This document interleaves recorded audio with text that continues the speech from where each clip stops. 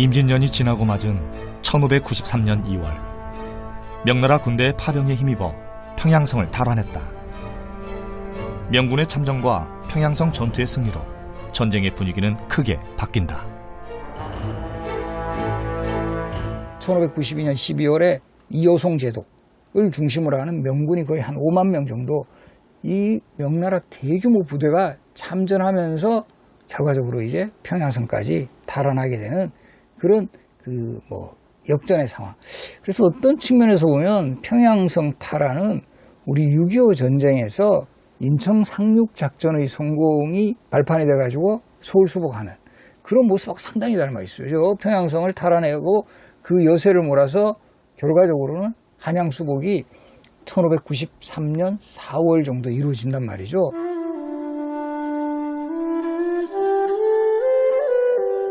선조는 1년 만에 다시 한양으로 돌아왔다.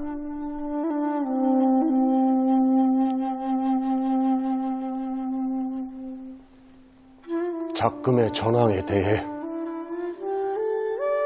경들의 의견을 듣고 싶소. 전하, 외적의 기세가 여전히 꺾이지 않고 지방 곳곳에 전쟁으로 굶주리고 지친 백성들이 많아지고 있습니다. 일부 백성들은 외적을 따르고 부역을 하며 생계를 이어간다고 하니 큰일이 아닐 수 없습니다. 전하의 뜻을 유수와 방문으로 각지에 내려 의병을 독려하고 흩어진 백성들의 마음을 임하여 다잡는 일이 필요할 것이라고 사료됩니다. 전란 중에 흩어진 백성들의 마음을 돌리기 위한 선조의 고민이 실록에 남아있다. 부산 등지에 있는 우리 백성으로서 외적에게 투항하여 들어간 자가 매우 많은데 돌아오고 싶어도 돌아오면 화를 당할까 의심하는 자가 어찌 없겠는가.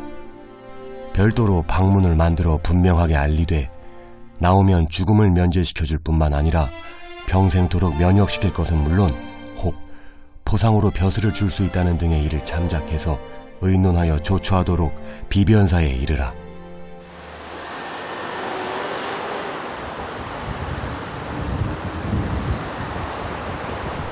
부산에는 선조실록의 기록을 증명하듯 전해지는 유물이 있다.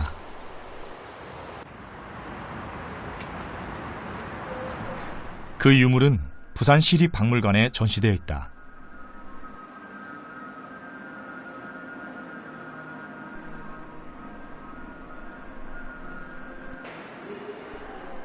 한 장짜리 필사본으로 단 한 점 남아있는 선조 국문유서는 대한민국 보물 951호로 지정돼 있다.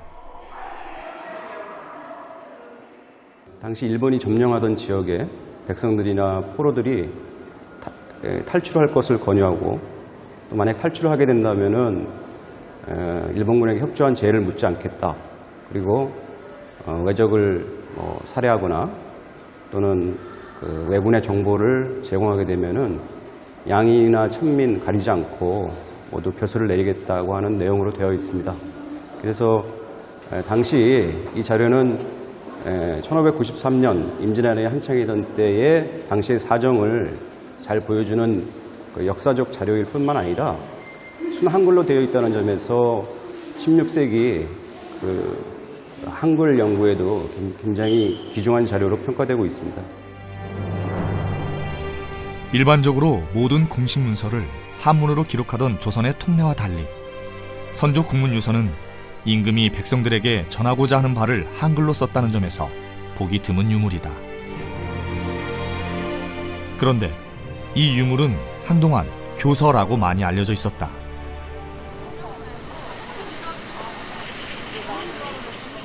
(2014년) 선조 국문유서에 대한 논문이 한 편 나왔다. 고려대학교 김유범 교수는 선조 국문유서를 다시 연구하면서 고문서 학자들과의 소통 결과 선조 국문유서가 교서이기보다는 유서임을 확인했다. 고문서 학자들이 쓴 고문서에 관한 일반적인 책들을 보니까 이게 교서라고 하는 더 형식화된 그런 임금의 명령서라기보다는 유서에 가깝지 않을까, 그 정도의 의문을 던졌었거든요. 교서는 임금이 내리는 명령서를 일컫는다. 그러나 선조의 문서는 왕이 백성들을 타이르며 쓴 훈유에 그리기에 유서로 보는 게 적절하다는 것. 또한 교서에서는 볼 수 없는 명백한 유서의 증거가 있다. 교서는 굉장히 형식을 처음과 끝이 굉장히 형식적인 그 요소들을 많이 갖고 있는데, 이게 물론 이제 그것을 우리말로 번역한 원문으로 쓰여진 자료이긴 하지만 그 형식이 교서처럼 그렇게 철저하지 못하다. 그 유서지보라고 하는 그 분명한 그 도장이 3개가 찍혀 있다는 거, 이제 그런 것들을 들어서 이걸 교서라고 보기보다는 유서라고 보는 것이 타당하다라고 하는 것을 그 논문에서 얘기했었습니다. 선조 국문 유서를 보면 임진왜란 당시 한글이 지배층과 피지배층 사이에 중요한 의사소통 수단이었음을 확인할 수 있다. 너희가 처음 외적에게 포로가 되어서 외적에게 이끌려 다니는 것은 너희의 본 마음이 아니라는 것을 알고 있다. 도망쳐 나오다 외적에게 붙들려 죽지 않을까 여기고 도리어 외적에게 속해 있었으므로 의심하며 나라에서 죽이지 않을까 두려워하기도 하여 이제까지 나오지 않았던 것이다. 이제는 너희가 그런 의심을 품지 말고 서로 권하여 나오면 너희를 특별히 죄주지 않을 뿐 아니라 그 중에 외적을 잡아 나오거나 외적이 하는 일을 자세히 알아나오거나 포로가 된 사람을 많이 데리고 나오거나 하면 양민과 천민을 막론하고 공에 따라 벼슬도 시킬 것이니 너희가 절대 전에 먹었던 마음을 먹지 말고 빨리 나오라. 이제 곧 나오지 않으면 외적에게 죽기도 할 것이고 나라가 평정된 뒤엔 너희들도 뉘우치지 않겠느냐. 하물며 명나라 군사가 황해도와 평안도에 가득하고 경상도와 전라도에도 가득히 있어 외가 곧 급히 건너가지 않으면 조만간 조선과 명군이 합병하여 부산과 동래에 있는 외적들을 모두 무찌를 뿐만 아니라 중국 배와 우리나라 배를 합하여 바로 외국에 들어가 다 소탕할 것이니 그렇게 되면 너희도 휩쓸려 죽게 되리니 너희들이 서로 이런 이야기를 전달하여 그 전에 빨리 나와야 할 것이다.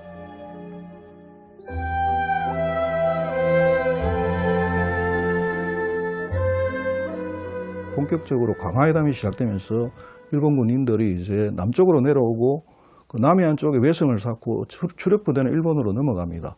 그런데 경상도 해안 쪽에 잔류한 일본 군사들은 자기들이 이때 이쪽에 그 잔류하기 위해서는 식량 보급이 필요하고 그런 식량 보급을 하기 위해서는 결국 인접한 지역에 있는 농민들이나 민들의 어떤 노동력을 이용해야 될 겁니다. 그래서 일본군들은 조선의 민들에게 상당한 회유책인 어떤 방책을 제공합니다. 그런데 넘어가 있는 일본 그 조선인들이 많았는데 그 조선인들을 결국 이제 원래대로 돌리기 위해서 선조가 직접 나섰다 이렇게 볼 수 있겠습니다. 임금이 이렇게 백성에게 그 어떤 명령을 내리는 걸 언문으로 내린 경우 이게 이제 기록상으로는 성종 때 제일 먼저 나오거든요. 자료는 실제 남아 있지 않지만 그렇게 보면 벌써 이제 15세기 말인데 우리가 생각하는 것보다 굉장히 빠른 속도로 이 언문이 사람들에게 보급이 되고 그것이 실생활에서 이제 쓰이기 시작했다. 이렇게 이제 생각을 해볼 수가 있는데 그래서 이게 그 점차 증가되는 추세가 이렇게 우리가 그 느낄 수가 있는데 그 중에 하나가 바로 임진왜란도 중요한 계기가 되었을 것으로 봅니다. 임진왜란을 전후한 이 시기에 한글의 쓰임이 더욱 활발해진 여러 가지 자료들이 남아있기 때문이죠. 임진왜란을 전후해서 한글의 쓰임은 어떻게 변했을까? 15세기의 한글은 주로 중앙에서 출판하고 관리한 불교 서적을 통해서 확인할 수 있다. 월인석보 같은 서적을 보면 15세기의 한글 표기가 규칙적이고 정제되었음을 알 수 있다. 하지만 16세기 이후 중앙뿐 아니라 각 지방 사찰과 관하 등에서도 여러 한글 서적들을 직접 간행하면서 한글 표기 양상이 다양하게 나타난다.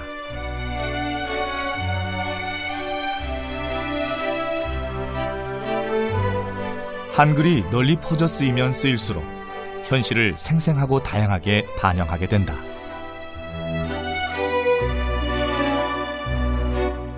이 문자가 어떻게 보급되는지를 잘 이렇게 직접적으로 보여주는 자료는 그렇게 많지 않거든요.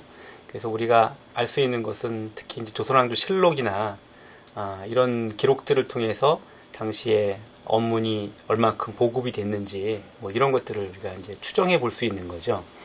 근데 그것과 더불어서 한 가지는 또 직접적인 이제 자료가 나타나게 되면 그걸 통해서 이제 알 수 있게 되는데 지금까지 그 발견된 그 언문 편지죠. 다행히도 옛 한글의 쓰임을 확인할 수 있는 한글 편지가 곳곳에서 발견됐다.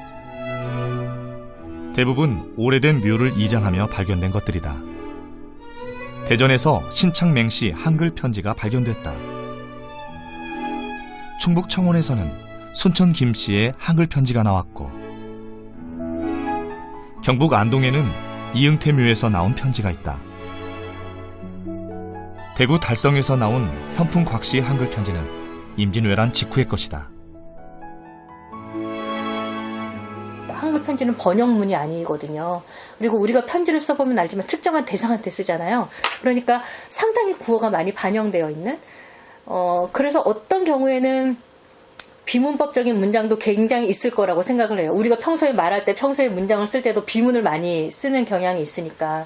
그래서 그러니까 정제되지는 않았을 수 있지만 당시 실제로 쓰였던 언어, 일상생활에 쓰였던 언어, 일상생활에 쓰였던 문장구조, 일상생활에 쓰였던 말들이 많이 반영되어 있는 것이 이제 언간에서부터 그런 망상을 볼 수가 있거든요. 16세기 조선의 생활을 엿볼 수 있는 한글 편지를 확인하기 위해 충북대학교 박물관을 찾았다.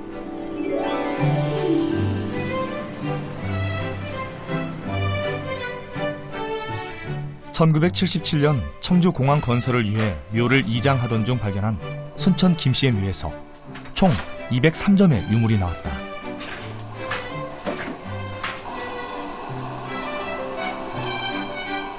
그곳에는 당시 의복, 은장도 등의 유물들과 함께 185통, 192장의 한글 편지 또한 출토됐다.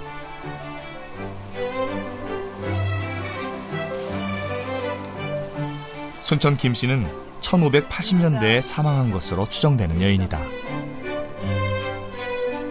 시기는 임진왜란 전이죠. 그래서 올라가는 편지는 뭐 1555년까지 올라가는 것도 있기는 하지만 뭐 대충 연대는 1560년대, 70년대의 언간들입니다. 남편 채무이가 묘의 주인인 아내 순천 김씨에게 보낸 편지. 과거를 치르기 위해 집을 떠난 남편이 집에서 불이 났다는 소식을 뒤늦게 듣고 쓴 안부 편지다. 끝산이 온 후에 안부도 몰라 염려하네. 집에 불이 났었다는 소식을 듣고 매우 놀라고 있네. 그래도 어떻게 불을 껐는지 신주는 상하지 않았는가? 어찌 그런 기별을 자세히 하지 않으셨소? 나는 또 앞으로 할 일은 없네. 글도 남만큼 못하거니와 그런 팔자인가 싶으니 이번 별시만 보고 다시는 하지 않으려 하네. 수미에게 일러둬요. 너에게나 바란다고 그릴게 힘쓰라고 하세요. 임진왜란 전에 그리고 이제 한글 창제된 이후에 그 사이에 우리나라의 언간이 그 당시에 어떻게 쓰였는지 알 수 있는 굉장히 중요한 유물입니다. 여성들도 분명 많이 사용을 했고요.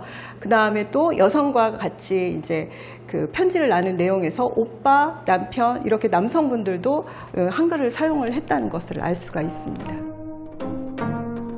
앞뒤 빼곡한 또 다른 편지에는 친정엄마가 순천 김씨에게 보낸 구구절절한 신세한탄이 가득하다.